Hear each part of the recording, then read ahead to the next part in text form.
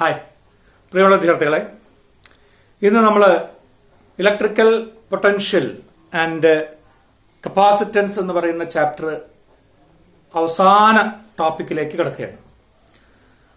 ഇന്നെടുക്കാൻ പോകുന്ന portion energy stored in a capacitor. ഒരു കപ്പാസിറ്ററിൽ അടങ്ങിയിരിക്കുന്ന എനർജിയെ കുറിച്ചാണ് പഠിക്കാൻ പോകുന്നത്. കപ്പാസിറ്റർ എന്തായിരുന്നു? കപ്പാസിറ്റൻസ് കൂട്ടാനുള്ള അറേഞ്ച്മെന്റ് ആണ് കപ്പാസിറ്റർ. എന്തായിരുന്നു കപ്പാസിറ്റൻസ്? ചാർജിനെ സ്റ്റോർ ചെയ്യാനുള്ള ഒരു കണ്ടക്ടറിന്റെ എബിലിറ്റിയാണ് കപ്പാസിറ്റൻസ്. കപ്പാസിറ്ററിന്റെ ഉപയോഗങ്ങൾ എന്തൊക്കെയായിരുന്നു? ട്യൂണർ സർക്യൂട്ടില്, ഫിൽട്ടർ സർക്യൂട്ടില്, ഓസിലേറ്റർ സർക്യൂട്ടിലൊക്കെ നമുക്ക് കപ്പാസിറ്ററിന് ആവശ്യം വരും. നമ്മൾ പഠിച്ച കപ്പാസിറ്റർ ഏത് ടൈപ്പ് കപ്പാസിറ്റർ ആയിരുന്നു? പാരലൽ പ്ലേറ്റ് കപ്പാസിറ്റർ ആയിരുന്നു. പാരലൽ പ്ലേറ്റ് കപ്പാസിറ്ററിന്റെ കപ്പാസിറ്റൻസ് എത്രയായിരുന്നു? ഫോർമുല C = ε0 εRA/d ആയിരുന്നു. കപ്പാസിറ്റേഴ്സ്, ഒന്നിൽ കൂടുതൽ കപ്പാസിറ്റേഴ്സിനെ നമ്മൾ ജോയിൻ ചെയ്യാനുള്ള വഴികൾ എന്തൊക്കെയായിരുന്നു? സീരീസ് കോമ്പിനേഷൻ കപ്പാസിറ്റൻസ് കുറയ്ക്കും. 1/CS = 1/C1 + 1/C2 + etcetera. Parallel combination ആണെങ്കിൽ കപ്പാസിറ്റൻസ് കൂട്ടും. CP = C1 + C2 + etcetera. ഇത്തരം കാര്യങ്ങളാണ് നമ്മൾ ഇതുവരെയും ഈ കപ്പാസിറ്ററുമായി ബന്ധപ്പെട്ട് ചർച്ച ചെയ്തത്. ഇനി അടുത്ത topic energy of A capacitor. ശ്രദ്ധിക്കുക, ഒരു കപ്പാസിറ്ററിനെ നമ്മൾ ചാർജ് ചെയ്യുമ്പോൾ സോഴ്സ്, ബാറ്ററി അല്ലെങ്കിൽ സെല്ല് ചെയ്യുന്ന വർക്കാണ് കപ്പാസിറ്ററിന്റെ എനർജി ആയിട്ട് സ്റ്റോർ ചെയ്യുക. എവിടെയാണ് ഈ എനർജി സ്റ്റോർ ചെയ്യുക? കപ്പാസിറ്ററിന്റെ രണ്ട് പ്ലേറ്റിനും ഇടയ്ക്ക് ആരുണ്ട്? യൂണിഫോം ഇലക്ട്രിക് ഫീൽഡ് ഉണ്ട്. ആ യൂണിഫോം ഇലക്ട്രിക് ഫീൽഡിലാണ് ഈ എനർജി സ്റ്റോർ ചെയ്യുക. അപ്പോൾ കപ്പാസിറ്ററിനെ ചാർജ് ചെയ്യുമ്പോൾ ചെയ്യുന്ന വർക്ക്, സോഴ്സ് ചെയ്യുന്ന വർക്ക് ഇലക്ട്രോസ്റ്റാറ്റിക് പൊട്ടൻഷ്യൽ എനർജിയായി കപ്പാസിറ്ററിന്റെ രണ്ട് പാരലൽ പ്ലേറ്റുകളുടെ ഇടയിലെ ഇലക്ട്രിക് ഫീൽഡിൽ സ്റ്റോർ ചെയ്യും. നമ്മൾ ആ പൊട്ടൻഷ്യൽ എനർജിയുടെ എക്സ്പ്രഷൻ കണ്ടെത്താൻ പോവുകയാണ്. അപ്പൊ consider A capacitor. It's capacitance is C capacitance ഉള്ള ഒരു കപ്പാസിറ്ററിനെ നമ്മൾ അസ്യൂം ചെയ്യാം. ആ കപ്പാസിറ്ററിന് ടോട്ടൽ ചാർജ് നമ്മൾ കൊടുക്കാൻ പോകുന്നത് ക്യാപിറ്റൽ Q ആണ്. അങ്ങനെ ക്യാപിറ്റൽ Q ചാർജ് കൊടുക്കുമ്പോൾ അയാളുടെ പൊട്ടൻഷ്യൽ മാക്സിമം ആവുന്നു. Let it be capital V. അപ്പോ ക്യാപിറ്റൽ Q ചാർജിലേക്ക്, ക്യാപിറ്റൽ V പൊട്ടൻഷ്യൽ ഡിഫറൻസിലേക്ക് C കപ്പാസിറ്റൻസ് ഉള്ള ഒരു കപ്പാസിറ്ററിനെ നമ്മൾ ചാർജ് ചെയ്യാൻ പോവാണ്. അതിന് ചെയ്യുന്ന വർക്കാണ് എനർജി ആയിട്ട് നമ്മൾ പറയുക. ആ വർക്കാണ് കാൽക്കുലേറ്റ് ചെയ്യാൻ പോകുന്നത്. ശ്രദ്ധിക്കാം, നമ്മൾ ചെയ്യാൻ പോകുന്നത് ഈ 0 മുതൽ ക്യാപിറ്റൽ Q വരെ ചാർജ് ചെയ്യുമ്പോൾ ഇതിന്റെ ഇടയിൽ എവിടെയോ ഉള്ള ഒരു സ്മോൾ ചാർജ് ആണ് Q.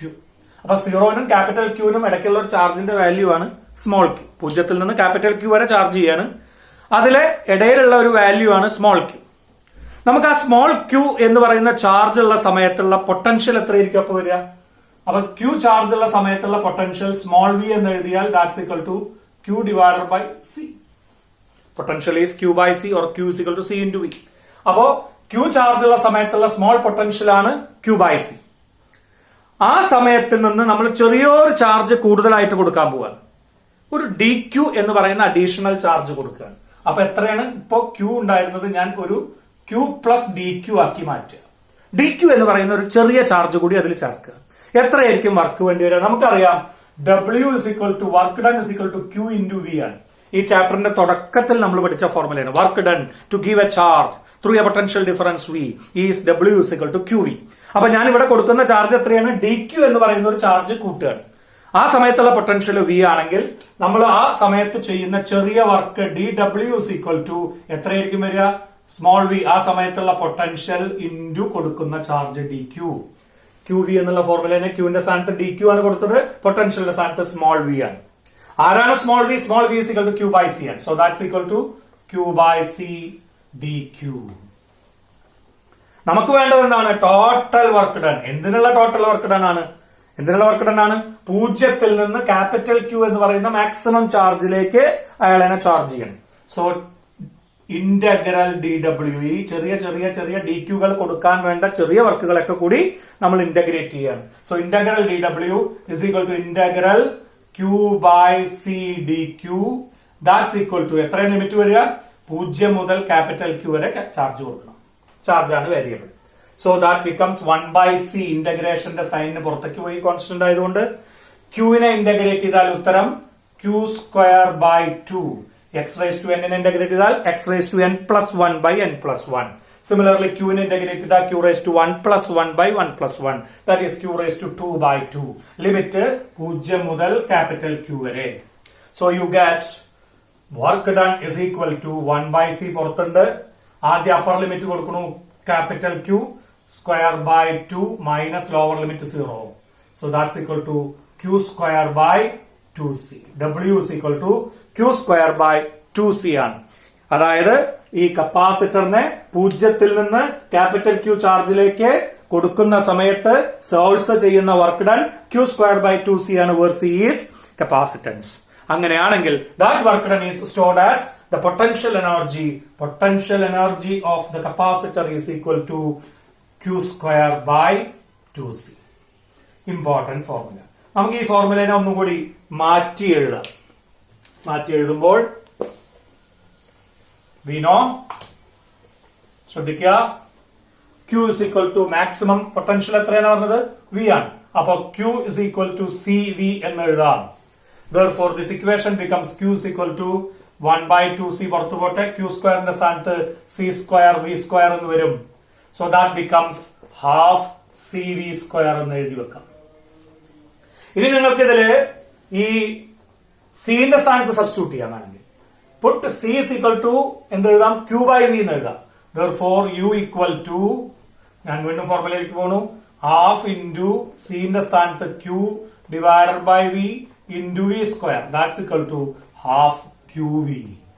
So you get general equation U is equal to Q square by 2C equal to half CV square equal to half Q into V. This is the expression for energy stored in a capacitor. So the work done to charge a capacitor is stored in the electric field of the capacitor as its electrostatic potential energy, and it is given by Q square by 2C equal to half CV square is equal to half QV. Derivation മനസ്സിലായി എന്ന് വിചാരിക്കുന്നു. പരീക്ഷയ്ക്ക് ചോദിക്കുന്ന ചോദ്യമാണ്.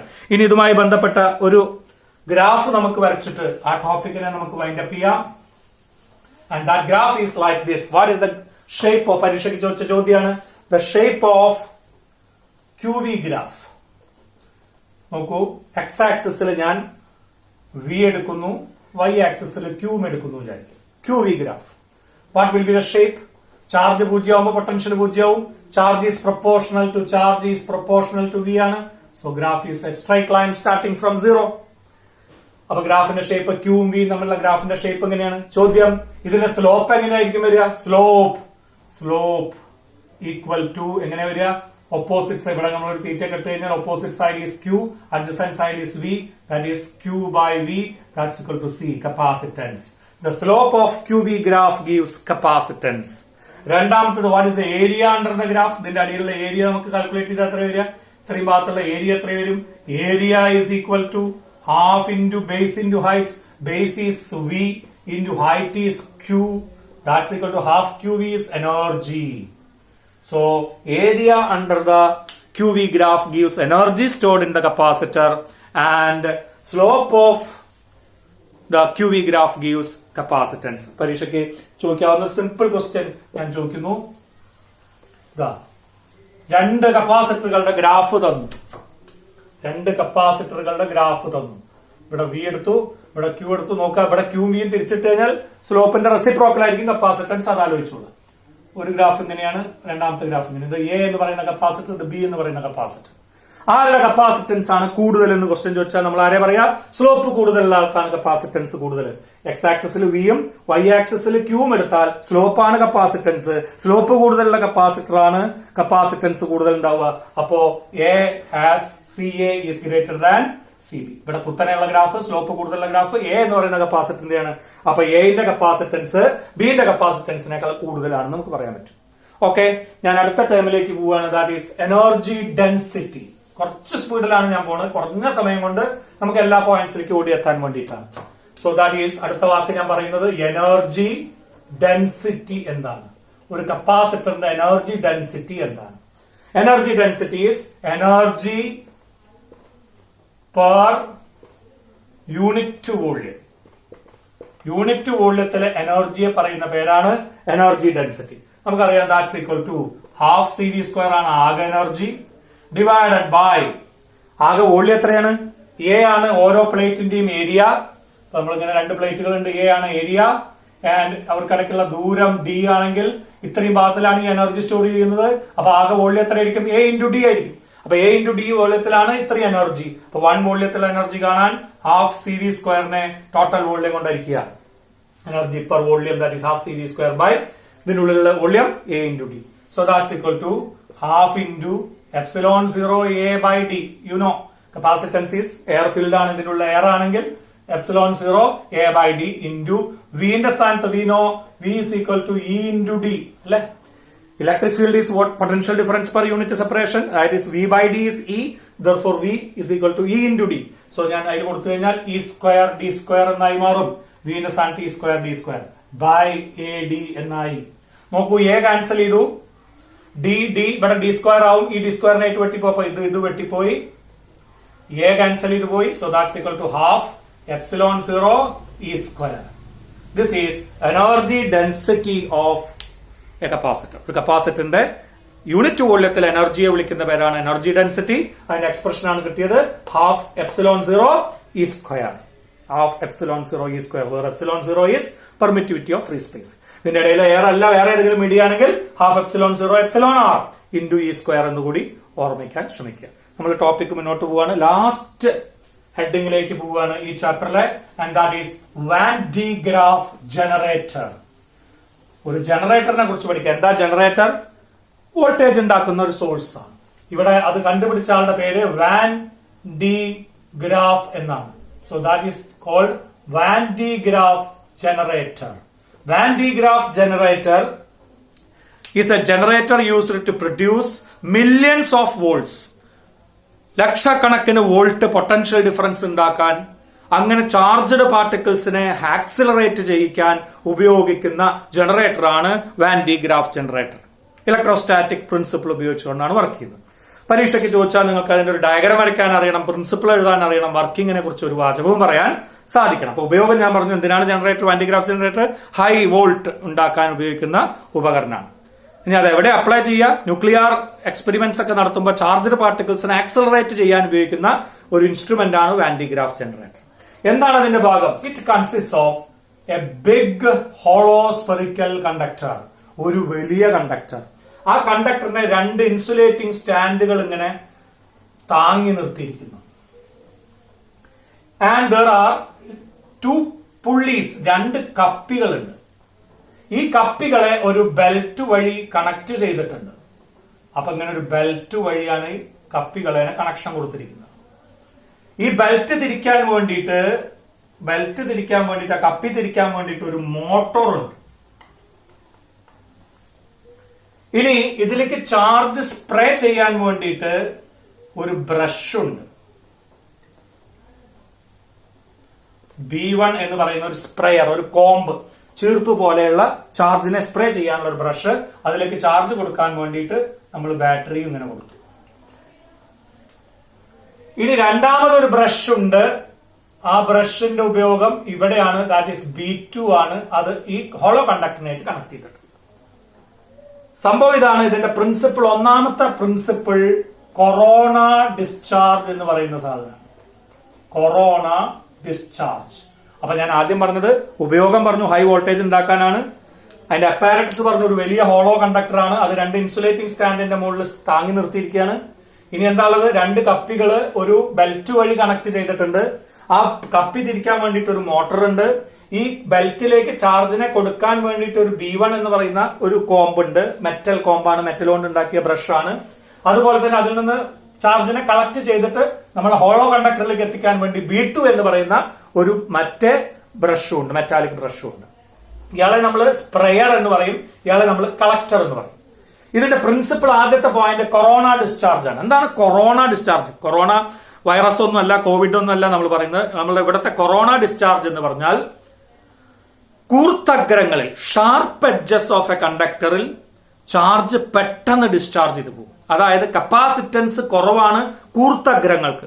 കൂർത്തഗ്രങ്ങളിൽ charge കിട്ടിയാൽ അപ്പൊ തന്നെ അത് അവരെന്ത് ചെയ്യും, പുറത്തേക്ക് ലീക്ക് ചെയ്യും, ഡിസ്ചാർജ് ചെയ്യും. ഇങ്ങനെ ഷാർപ്പ് എഡ്ജസിന് ചാർജിനെ പെട്ടെന്ന് ഡിസ്ചാർജ് ചെയ്യാനുള്ള കഴിവിനെ കാണിക്കുന്ന വാക്കാണ് കൊറോണ ഡിസ്ചാർജ്.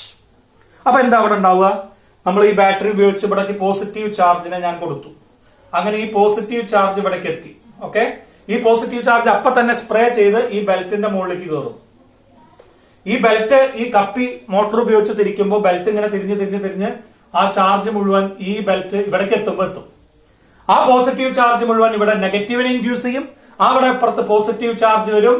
അങ്ങനെ പോസിറ്റീവ് ചാർജ് വന്ന് അത് നേരെ ഇവിടേക്ക് പോയി ഈ ഹോളോ കണ്ടക്ടറിന്റെ മുകളിൽ ഇങ്ങനെ യൂണിഫോം ആയി സ്പ്രെഡ് ചെയ്ത് വരും.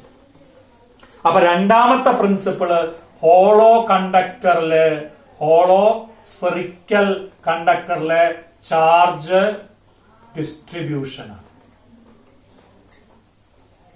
അപ്പൊ ഒന്നാമത് പറഞ്ഞത് കൊറോണ ഡിസ്ചാർജ്, ഷാർപ്പ് എഡ്ജസിൽ ചാർജ് പെട്ടെന്ന് എന്ത് ചെയ്യും, സറൗണ്ടിങ്ങിലേക്ക് അതിനെ ലീക്ക് ചെയ്ത് ഡിസ്ചാർജ് ചെയ്ത് കളയും. രണ്ടാമത്തെ പോയിന്റ്, ഈ ഹോളോ സ്ഫെറിക്കൽ കണ്ടക്ടറിലേക്ക് നമ്മൾ ചാർജ് കൊടുത്താൽ അയാളുടെ കപ്പാസിറ്റൻസ് എന്താണ്, ഹോളോ കണ്ടക്ടറിന്റെ കപ്പാസിറ്റൻസ് നമുക്കറിയാം, ഫോർമുല C = 4πε0 ക്യാപിറ്റൽ R ആണ്. ഈ R കൂടുതലായതുകൊണ്ട് സിയും കൂടുതലായിരിക്കും. അതായത് അയാൾ ഈ ചാർജിനെ മുഴുവൻ സ്റ്റോർ ചെയ്യും. ചാർജ് കൂടുന്തോറും ഇതിന്റെ എന്ത് ചെയ്യും, പൊട്ടൻഷ്യൽ കൂടി വരും. നമുക്ക് പൊട്ടൻഷ്യൽ അറിയാം, 1/4πε.